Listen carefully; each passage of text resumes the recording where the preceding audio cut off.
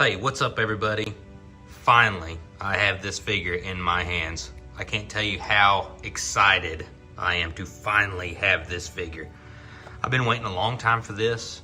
But before we get into that, this is Commander Rhino at Scarif Elite.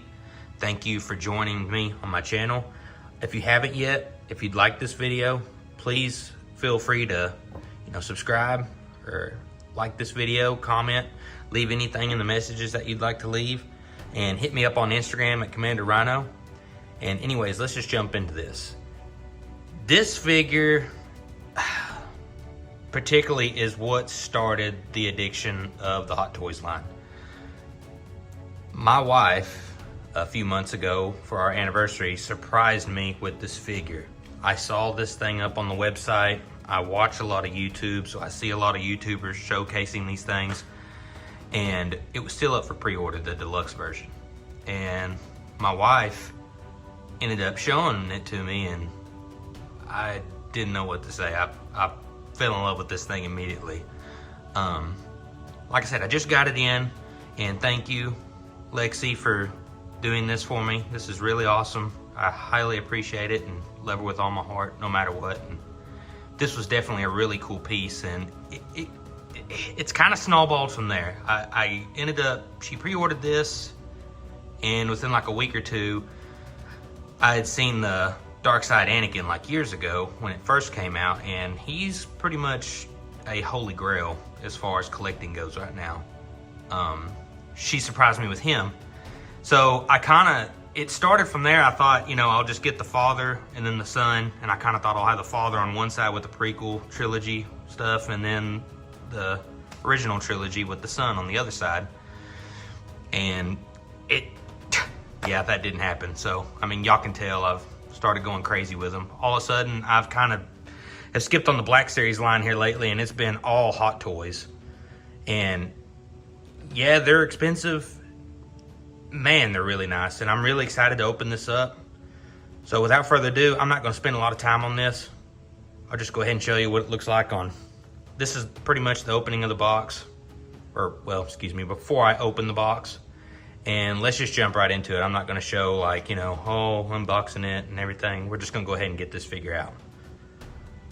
So without further ado, this is Luke Skywalker. He's a deluxe version, and his number is DX23. So Sideshow exclusive. Let's just get into it. Real quick, wanted to go ahead and show the side of the box art. I really like this pose. I almost thought I was going to use this saber effect where it's swooshing. I really like the look at that, but I think at the end of this, I'm going to stick with the pose that we see on the box and what was promoted for it. I can't help it. I saw that and fell in love with that immediately when she showcased it to me that she had gotten this for me. So I think I'm going to stick with that. But if you guys have any thoughts when I get to the unboxing and start doing some poses and showing it off, if there's something that y'all like or a pose that y'all liked, feel free to let me know. I'm open to that, and I'll always think of considering and changing that. Here we have the most boring spot of all of it, just the legalese and warning and labels and different things. DX, we already know, Luke Skywalker deluxe figure. Just thought I'd show that real quick. And again, not real much on this side. Not too much, but DX again. I'm gonna go ahead and say, this is my first time with this kind of version of boxing. Maybe it's because the DX, I don't know, you guys can let me know in the comments. I feel like when you pay what we do for these things, and us as fans that enjoy this saga so much, I feel like this is what your Hot Toys should always look like. No offense, I like the other packaging, but this is pretty legit. This is really nice artwork. Again, here we go with another piece of artwork before we get the final reveal of the figure. And I really like the caption that it has. It has a little paragraph here talking about Luke Skywalker and where he is in his journey, after the fall and Return of the Jedi of the Empire. It says, Luke Skywalker was a Tatooine farm boy who rose from humble beginnings to become one of the greatest Jedi the galaxy has ever known. Along with his friends, Princess Leia and Han Solo, Luke battled the evil Empire, discovered the truth of his parentage, and ended the tyranny of the Sith. And again, before I go any farther, Return of the Jedi is my most favorite film of all time. I know the 40th anniversary is this year. me and my wife got to go see that movie for the first time. I didn't get to go see it when the original trilogy was put back in theaters for the 20th anniversary in '97. For some reason, the day my mom went to go take us to see it, it wasn't playing anymore. So that was one thing in my bucket list that I got to see every film but that particular one, and that was my all-time favorite. So getting to do that with my wife and her getting to experience that for the first time in the OG trilogy line in theaters, that was really special to me. We really enjoyed that.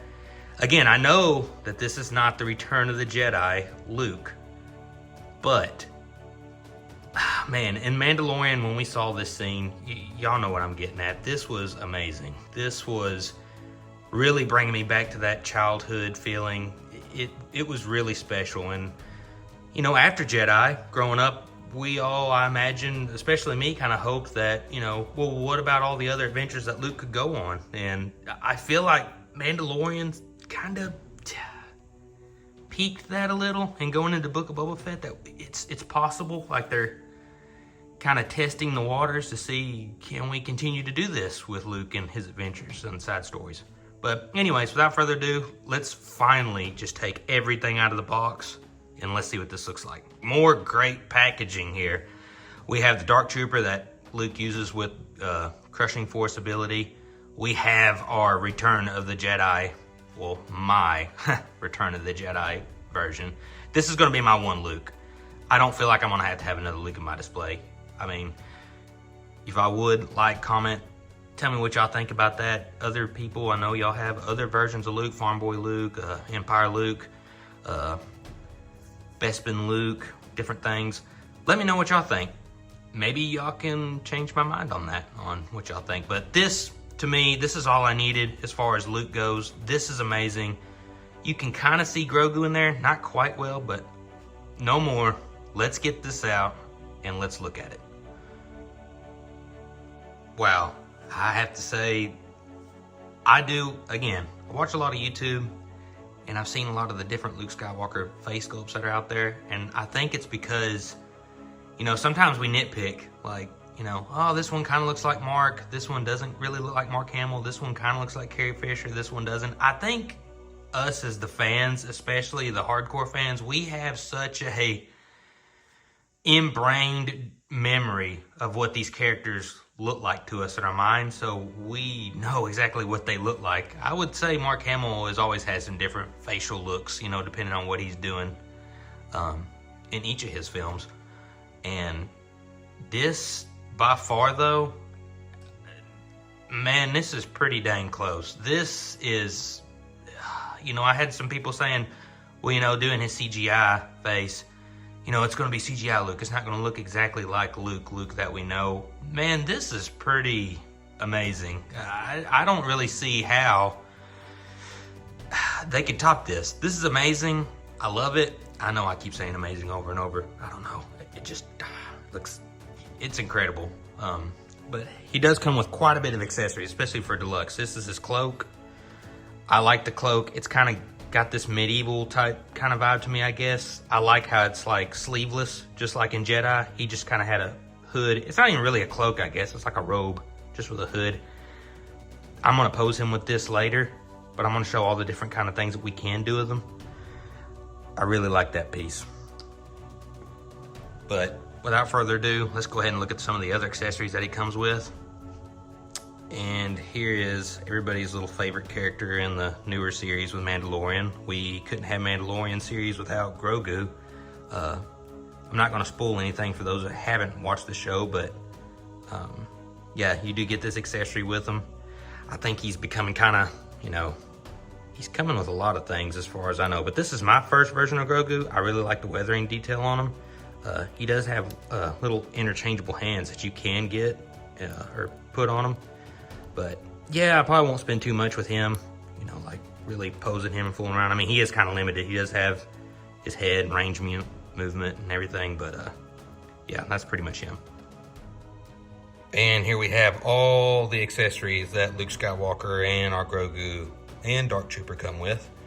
Quite a bit. A lot of people would like to show these first, but I say no. We must see Luke Skywalker first. You do have two separate blades that you can use. One with the swooshing blade. I really like that. It comes with this full hilt. That would focus in there. Maybe, maybe not. Maybe it won't, but we'll get a better, closer look at that here in just a little bit. The hologram Moff Gideon ship. I really like that. The Star Cruiser or Star Destroyer. Not really a Star Destroyer. I guess it is just an Imperial Cruiser. But this is an interesting piece. I'm not going to fool with it, but this is you can take the back of the hair or the head plate off of Luke, and his eyeballs are adjustable. You use this little mechanism and you can go in there and it grabs a hold of it and you can adjust his eye movement. I'm not crazy about that. I mean, I am, but I'm afraid I'll do it and they'll get loose over time, or I'll make them accidentally cross-eyed and I'll never get it right to where it is right now. I think it's actually in a pretty good spot. There's the stand base we get. We also have Grogu's extra little hands. This is a specific piece. I've seen a lot of nitpicks about this. People don't like that you put the batteries in here in the wrist and you got to move the wrist around just to click the switch on. That's hidden under here. There's like a little switch, but it is a little green LED light. I'm curious. I'm gonna at least show what it looks like, but I'm not gonna use it because, yeah, I'm just not. You'll just have to wait and see when we do the posing. You also have extra little peg joints in case one of them breaks. Haven't had that happen yet. Hopefully we don't have to do that ever. And in here you can't really see it, but some extra little button pieces that go onto his belt in case they came off. That's really nice.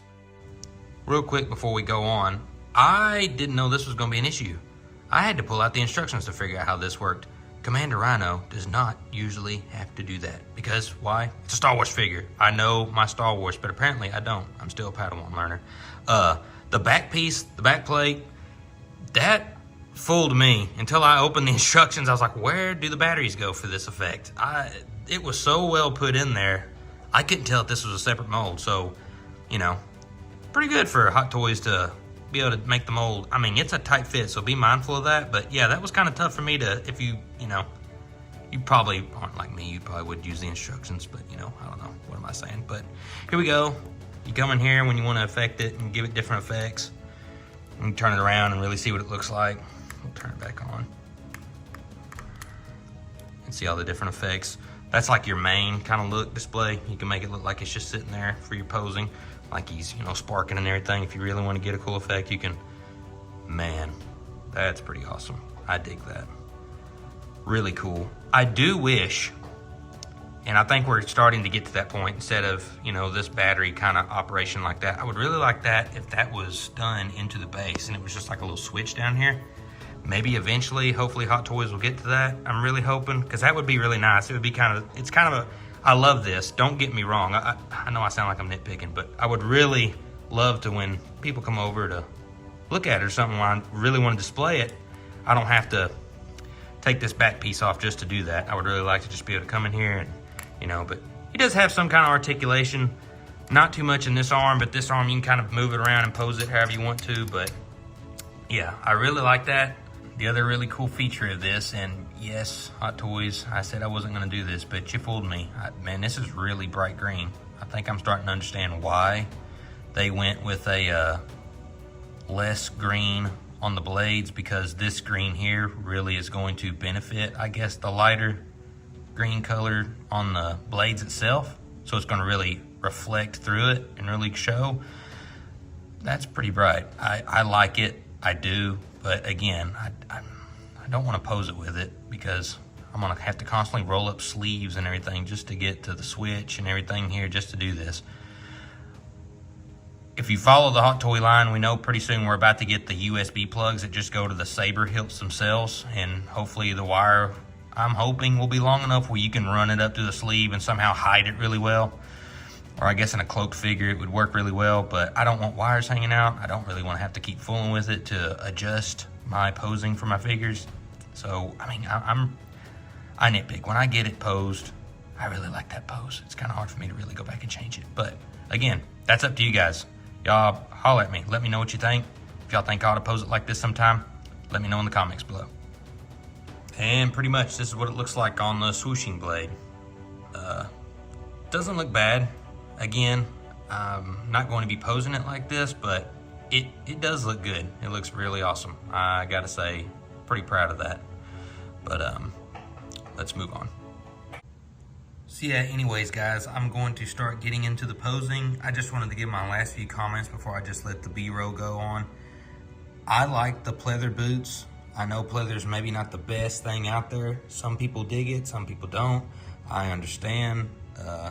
It does kind of hinder, I guess, a bit of articulation down in the lower part, because I've had a lot of people say, why don't they just make good plastic that looks like pleather, or leather, excuse me, not pleather itself. I like the way it looks.